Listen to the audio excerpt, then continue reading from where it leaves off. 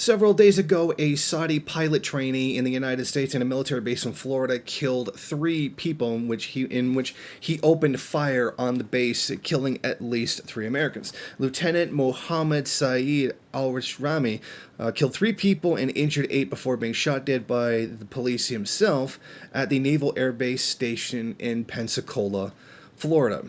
Now, one of the men who came as a part of an exchange with him, Saudi military personnel came to the United States to receive training, and one of the individuals that came with him actually recorded the incident while it was taking place. So it seems like at least the two of them were working together in order to carry out this attack against the United States. Now, the Saudi Air Force officer who was on a U.S. sponsored training program reportedly posted a manifesto on Twitter before he carried out the shooting.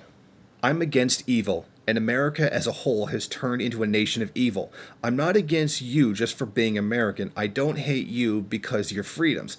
I hate you because every day you supporting, funding, and committing crimes not only against Muslims, but also humanity. Now, currently, the FBI is investigating as to whether this was part of a larger terrorist network or if this was connected to a larger plot that has been designed to attack the United States.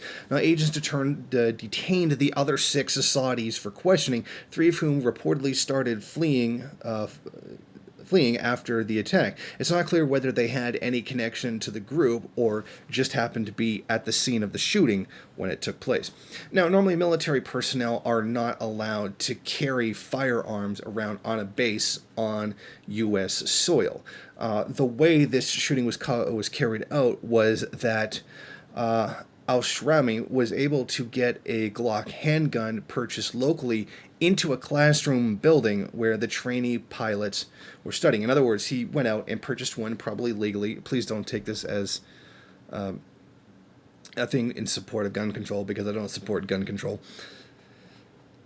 And that's how he got the gun and then ended up shooting the other soldiers. Now, Saudi Arabia sought to distance himself from this and try to repair some of the relations between the United States and Saudi Arabia by saying bin Salman called Trump, gave him his condolences, and that they don't condone this kind of thing, and that it's weird given that Saudi Arabia is probably the world's second largest exporter of terrorism across the world, particularly and number one in terms of Islamic terrorism, Wahhabism, etc., Daesh, etc.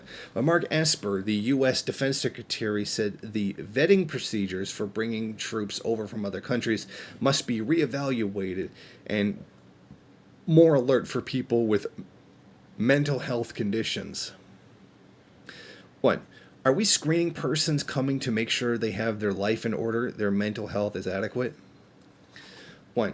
That's a very interesting way of putting that. I mean, clearly, mental health didn't have anything to do with this. This was very straight up politically motivated, and this is an attempt to whitewash what happened. Now, obviously, this is not quite as exactly as it appears. I do believe the Saudi government when they said they didn't have anything to do with this, because the Saudis want a positive relationship with the United States. They don't want these attacks carried out. This guy seems to be very genuinely upset at what the United States has done to the Islamic world, which the Saudi government has always been a partner of and has always been an ally in carrying out. So I don't believe that the Saudi government or the royal family had anything to do with this. I believe this was the actions of one guy who was angry at the United States for what it has done to the Muslim world. So I don't think this is part of some larger conspiracy. I think this guy really genuinely hated the United States and what it's done. And I don't think there's going to be any connection to any larger terrorist group. And I don't think there's going to be any connection to the Saudi government as being responsible for this. I think legitimately somebody can be that angry that they would carry out a shooting. It's interesting that the Saudi got the same kind of, mass shooter treatment. Oh, it must be mental illness, when it was very clearly motivated by something else.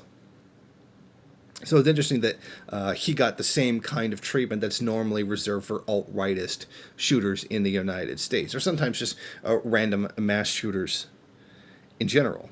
So I think it's very dishonest of Mark Esper, the U.S. Defense Secretary, to just simply say, oh, this might be a mental health issue, when very clearly this shooting was politically motivated. Thank you for watching. If you like this program, then please head over to my Patreon page and set up a monthly donation. It's your donations that keep this program running. Also, if you would like, please rate, comment, subscribe, and share in various social media.